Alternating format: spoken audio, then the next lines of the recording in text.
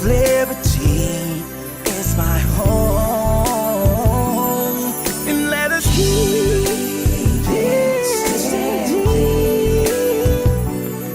Is the one and only home we have.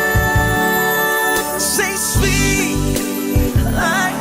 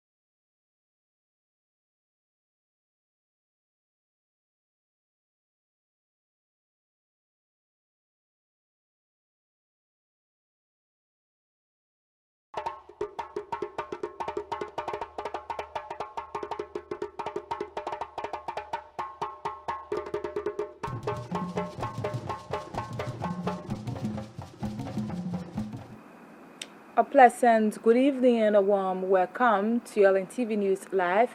This is a 30-minute presentation of major developments about Liberia and other parts of our one world. It's Friday, March 6, 2020. My name is Zoquay, Beysolow Konneh, anchoring this edition of the program LNTV News Live. In our headlines, Liberian women celebrate International Women's Day with a call on women to stand up for their rights. For the first time, the University of Liberia begins offering Doctor of Pharmacy education. Montserrat County Senator Sir Joseph breaks ground for the construction of a university in the township of New Georgia. And away from Liberia, 9 professional footballers die in a bus crash on Thursday in neighboring Guinea. These stories plus many more developments are all coming up in the program LNTV News Live. We take a short break to be back with the faces of the newsmakers.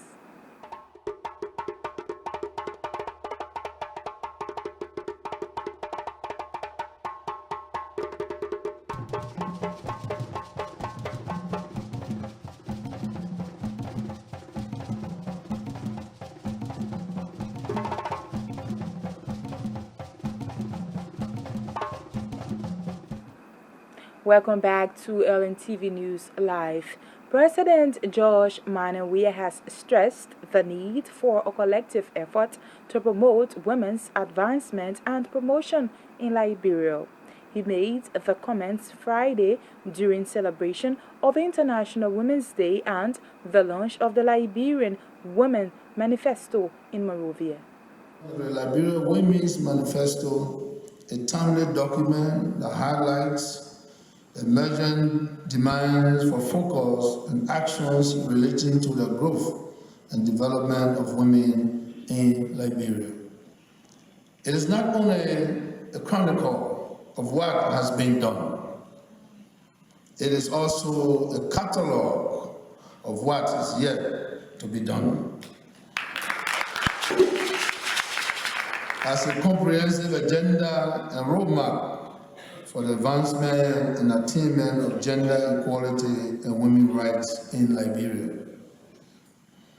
I want to encourage all government actors and other stakeholders to implement the Liberian Women's Manifesto, Women's Rights for Generational Equality. I have observed that in today's world, both women and men, and girls and boys all over the world are speaking up for themselves and for those who are being silenced, stigmatized, and shamed for far too long. Many are from a new generation. They are seizing the moment to reimagine economies, societies, and political systems so that they uphold human rights and achieve gender equality, leaving no one behind. For her part, the guest speaker, Madam Loretta Popkai, called for the removal of all barriers that limit women from excelling in society. Parenting and caregiving, our men must understand that women have the capacity to lead and become experts like them. We and men need to equally embrace generational equality for the advancement of our society. Generational equality must be of concern to all of us. It must mean that you are preparing a world for every young girl, woman, man, and boy to excel with no gender and sexist discrimination that limits one from actualizing his or her potentials. If we are to make a difference, it is not just about empowerment. It is about breaking down the barriers. Empowerment will always fall short. You need to tackle the invisible powers, the discriminatory attitudes, norms, and ideologies. You need to change policies and practice, change the rules. We need political participation. For women to win an election in Liberia, she has to apply more than 3 times the efforts, financial and material resources men apply to win the same post. This emphasizes the fact that the playing field is not level and that women are in an armed room. Meanwhile, Gender Minister Williametta Sedita wants the elimination of all forms of sexual gender-based violence globally and in Liberia. It is special because it seeks to make loud our unheard voices and shine a light on the rights of women who are oftentimes subjugated by their male counterparts. Mr. President, Madam Vice President, ladies and gentlemen, since the first celebration of International Women's Day in New York on February 28, 1908, women's equality has made many positive gains. Generational equality simply means we are seeking equal everything, everywhere, in all spheres of lives as women. According to the UN records, not a single country in the world today can boast of having achieved gender equality. We add our voices to the many others worldwide to call on all of our leaders globally to take robust actions in ensuring that we achieve the plans made in these instruments, especially SDGs goal number 5. Nationally, this will enable our own generation to be able to pass a positive touch to our children, the youth of this nation, the future leaders of Liberia, so that they do not have to go through all that we are going through right now. We sincerely want to leave no one behind, and we, in this generation, are the ones who are set to achieve that positive stage for them. We continue to see that 1 in every 3 women worldwide, this includes girls, still experience physical or sexual violence. I can never stop thanking our he for she's in the legislature for joining hands with our Women Legislative Caucus and the feminists in chief to give us our long-awaited domestic violence bill. We can only ask that we all continue to join hands in a purposeful and intentional fight to eradicate SGBV from the walls of Mama Liberia. The Alpha Old Timers Sports Association Incorporated says despite attack and vandalism at its mini football stadium by illegal occupants, it remains committed to abiding by the rule of law. The Alpha Old Timers Sports Association Incorporated, in a press statement Friday, frowned at illegal occupants who are refusing to leave their property despite a court ruling. The Old Timers Sports Association statement was read by its senior advisor, Zoquay. On April 25th, following a hearing and the lawyers of illegal occupants, the Civil Law Court ordered an investigative survey of the 10 acres of land. April 29, 2019, the Ministry of Lands and Mines and Energy commissioned a survey and nominated surveyor Sir Boyer to conduct the survey. On June 4, 2019, the Ministry of Lands and Mines and Energy submitted a survey report to the Civil Law Court. On July 24, 2014, the survey report was read in open court. With all outcomes determined as far as the outcome determined as far as the legitimate owner of the 10 acres of land. On 28 September 2018, the Civil Law Court, His Honor, Supply B. Dumba, confirmed and affirmed the jury's verdict and ruled that Alpha Old Timers are the rightful and legitimate owners of the 10 acres of land in question, and therefore ordered the clerk of court to issue a writ of possession. Ladies and gentlemen of the press, on Tuesday, March 10, 2020, the sheriff of the Civil Law Court came to affect the repossession exercise. To our utmost surprise and dismay, the illegal occupant squatters resisted the court order and vandalized the facility of the club, including cutting down its natural features. Alpha Old Timers Sports Association Incorporated remains committed to the rule of law. At the same time, the president of the Alpha Old Timers Sports Association Incorporated, Ivan Brown, said no amount of threat from illegal occupants will drive Alpha from its 10 acres of land in Zuba town. Assembled here to give our version of happenings in the Alpha land situation, and we hope that the press can vividly see the picture from where we come from. We have several means to protect ourselves, and we are not going to allow people to run us away from what belongs to us. Talking about natural features, yes, we have some things on the field that are dear to us culturally, like our golden tree has been chopped down, and that alone is a sign that these people were in no way remorseful to even engage the Alpha Old Timers.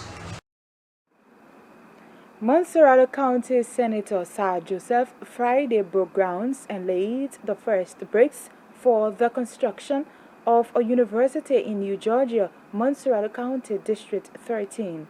Speaking at the groundbreaking ceremony, Senator Joseph said the move is intended to provide affordable university education to people who often struggle to pay school fees. We're laying the first block to tell you that we are ready. I am not concerned about the money that people are calling, how much it's going to cost us to complete the project. What I foresee is that I want to see students coming to school here now. So that's my target. It's not about the money, because I believe God will make a way for us. I said this morning, I have 4 technical colleges to build. This is the first one. Immediately we go 80%, we'll be doing the groundbreaking ceremony in Bento City to do the next one. While we're doing that, we'll go to Mount Barclay, we'll do another groundbreaking ceremony. After Mount Barclay, we'll be going to District 17 to do the next one, to tell you that we are ready. Why are we doing those things? We're doing it because these are the promises that we made to you. I said I am championing the Pro-Po agenda. To support the Pro-Po agenda is to make sure that those projects are implemented and they benefit our people. Students should, in this administration, whether you have money or not, you will have the opportunity to learn something. Those of our brothers who are struggling, the parents cannot afford, they will have the opportunity to say they are attending a technical college. This is what we are doing for now. And I want to... Also speaking, the chairman of the New Georgia Gulf Community, Bishop Matthew Guinea, thanked Senator Sir Joseph for the initiative and said he was happy to see citizens contributing to their community. From the time I left high school, from the time I begin to live on my own and to go to college, my life has been in this environment. For the New Georgia Gulf Community, I served as a chairman for 8 years. So what I'm about to tell you are nothing but the facts. I serve as principals for 2 of the schools in the community that made impact on your people. In fact, if I look around, I can see some of my students who are now parents. I served as principal for the EC Elementary and Junior High School for 8 years. I served as principal for the Bishop David L. Ellis Memorial School Senior High for 6.5 years. So I know what it means to have such a project. But what makes me happy more is, as a father, when you see your children are making progress. In society, I have 2 of my children that are making projects. Well, if you have just joined us, there's a reminder that you are watching LNTV News Live, a 30-minute presentation of major news developments about Liberia and other parts of our one world. It's Friday, March 6, 2020. My name is Zoquay, Beysolow, Konneh, anchoring this edition of the program. Let's recap our headlines.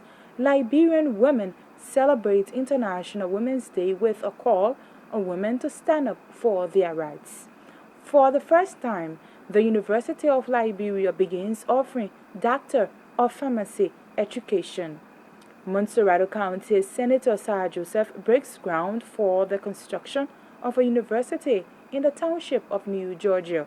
And away from home, 9 professional footballers die in a bus crash on Thursday in neighboring Guinea. LNTV News Live takes a short break to be back with more developments.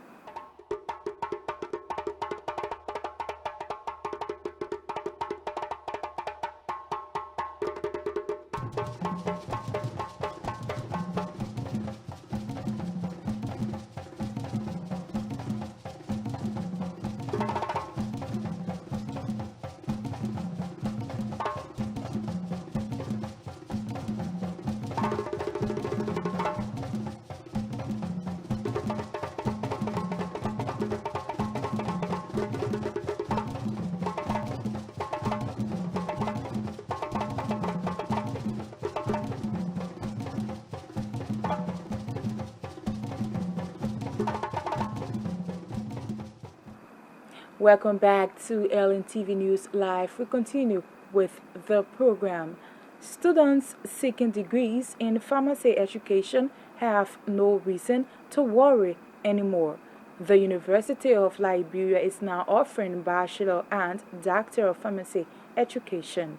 What is the importance of such program? was the question our reporter Zoquay posed to the Dean of Pharmacy Education at the University of Liberia, Dr. Ezekiel Halley. Last year, September. So the graduate program has 3 different specializations, wherein we offer Master of Sciences in Environmental Science, MS in Environmental Management, and MS in Climate Change and Biodiversity at the graduate level. For the undergraduate level, at the same time, the University of Liberia says it is granting bachelor and master's degree in environmental studies and climate change. The director of the college at the master's level is Dr. Emmanuel Olatungi. He spoke in an LNTV interview. We just have one program which is environmental studies. So, but for me, I'm mostly in charge of the graduate program. So I have another person who is the chairman of the undergraduate program. So the program started last semester after it was launched, and then fortunately for us, we had up to 14 students for startup, and we are just taking this opportunity to actually make people aware that the program is already running now, and then we look forward to more students. Even though we want more students, but also we want to produce quality as well. So the program was actually initiated with the collaboration of EPA, Environmental Protection Agency, the UNDP, and the UL. So they signed an MOU to start the program, and then the support have been coming actually from all of these institutions that collaborated to start the program. So recently, I will tell you that we just got some books from the UNDP. In fact, 2019 published books that's going to support both the undergraduate and the graduate program. We have 5 individuals who have terminal degrees, PhDs, that are teaching at the graduate program. So we have the purpose of this is just to make sure that we maintain the standard. So no master will teach master. You must have a PhD first before you teach the program. So that's the standard we have set. So right now we have 5 persons. We're 3 actually that started, and then 2 PhDs just joined us recently. And all of these guys are people who actually did their programs out of Africa. In fact, just one of them did his PhD in South Africa. I did mine in the Philippines. Dr. Martin did his in the US, and then one of them did his in London. So we have people who are actually qualified, and the purpose of this is that now, as the saying goes, healthy people make a healthy nation. As such, a group of Liberians based in the United States of America are in Liberia providing a 2-week free medical outreach in Monrovia and other parts of the country. Mr. Joseph Zoquay is the chairman of the Liberia Medical Mission. He has been explaining more to LNTV News reasons for the medical outreach. The international community is actually getting tired. They have spent enormous amount of money, a huge sum of money, and every time the issue of Liberia comes up, they're saying that we've spent billions of dollars on this country, and so it is about time that we, as professional Liberians in the diaspora and everywhere, even in the country, come together a little to step up. Okay, we cannot depend on the international community for assistance all the time.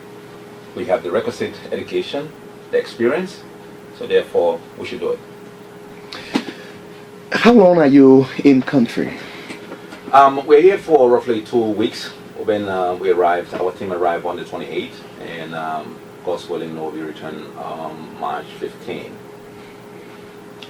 So, just to get it clear, as part of your stay, the 28th, and you are expected to leave Liberia on the 15th? God willing. Now tell us about the different activities Mike in your stay in Liberia. Well, like I said, the 3 core functional areas are the eye, the mental health, and general medicine. The general medicine component has to do with mobile outpatient clinics. Yesterday we were in a Loking Town community, as well as Banjo, that is Brover area. Also in remarks, the psychologist of the Liberia Medical Mission, Dr. Willamette Sompon, says the need to strengthen the health and education sectors in Liberia cannot be overemphasized. When the issue of mental health it's different because our treatment isn't just you come one time, we do your pressure, we give you meds, and you're done, you know. With mental health, is an ongoing kind of continuous treatment process. And because we know that people are, you can treat somebody, you can have one session with them, and then they go home to the same situation, they're right back to where they started. Because we know that that is the situation that some people find themselves in. What we spend a lot of our time doing is training. So we go to different, you know, we've coordinated, my team and I coordinated with the Ministry of Health, Ministry of Gender. We've had a few with Minister Ta and her team, her deputies there. We've identified a few core facilities where we've gone and trained. The last time we went to Phoebe and we trained their administrators and their providers. We train them in different areas of mental health. So we train them in areas like recognizing trauma, you know, recognizing, so trauma/PTSD. We've talked about sexual and gender-based violence. We've done training on schizophrenia, which is like when people talk to themselves, they hear voices, you know, what we might see in some of our Zoquays. So that's schizophrenia-related symptoms, and then like depression, anxiety. So we train across the board. And then the other thing that I think is a new but really significant training that we have done is looking at something called compassion fatigue. Sometimes few orphanages have benefited from shoes donation on Friday in Monrovia. The orphanages include Love a Child and Rack of Divine Children Home in Painesville. The brain behind the shoe drive, Jamila Silla, said our children should have equal access to quality and standard life despite their location. She spoke Friday in an interview with this station. I feel better, like something has been lifted off of me, like I've done something good. It's way different in America. Even if you're poor in America, it's still slightly different than how it is here in Liberia. In Liberia, it's slightly worse and it's harder because it's just difficult. Even though you're young, you can still make a difference among other people in different countries. You don't even have to go to a different country to do it. You can make an impact on other people no matter where you are or who you are or no matter how old you are.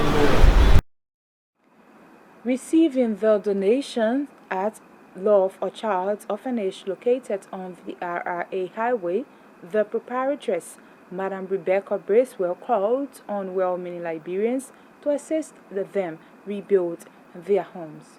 Thanks to this great team that have come to be a blessing to the kids.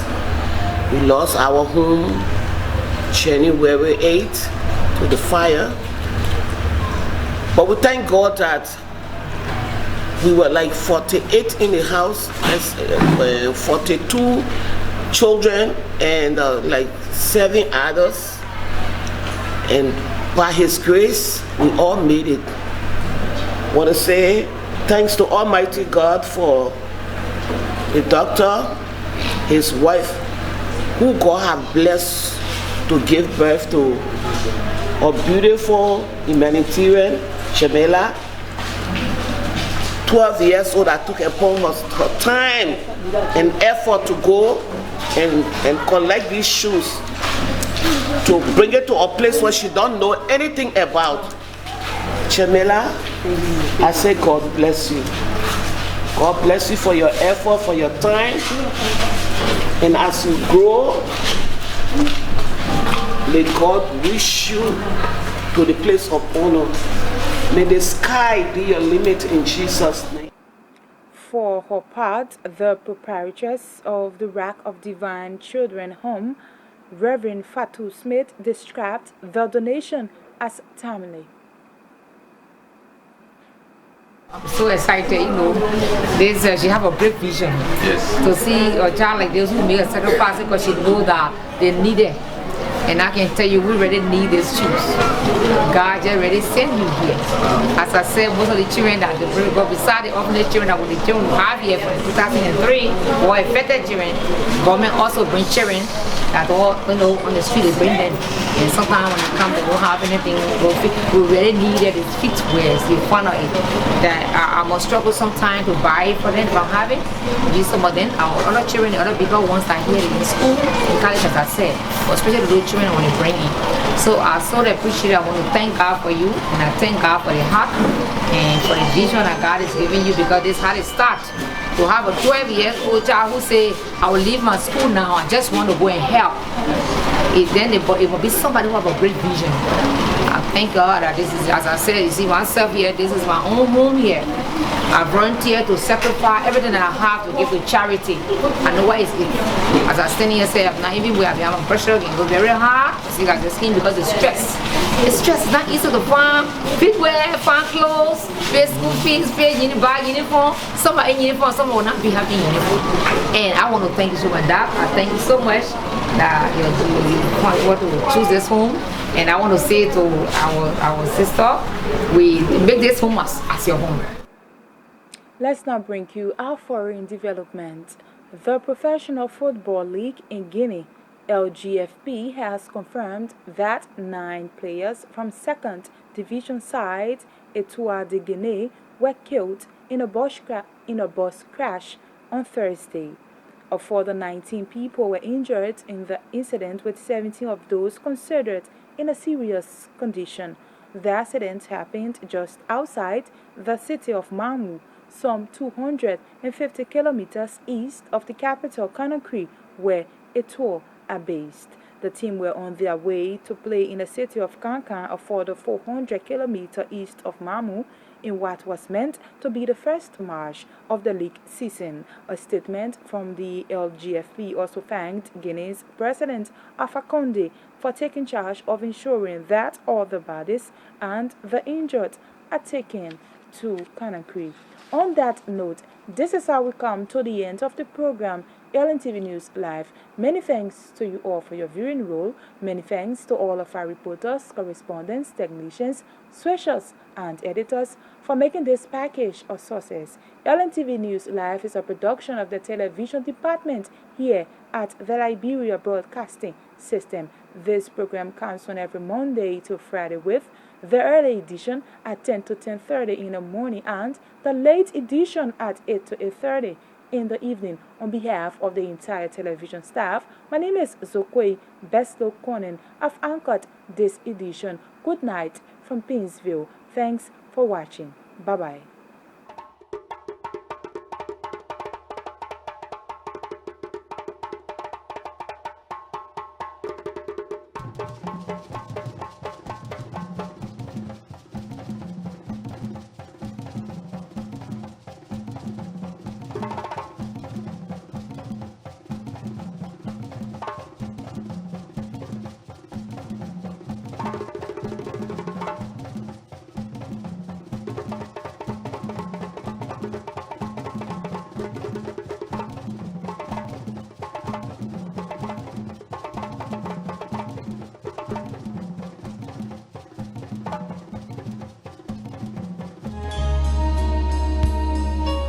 The Liberia Institute of Public Administration is the premier center of excellence in capacity building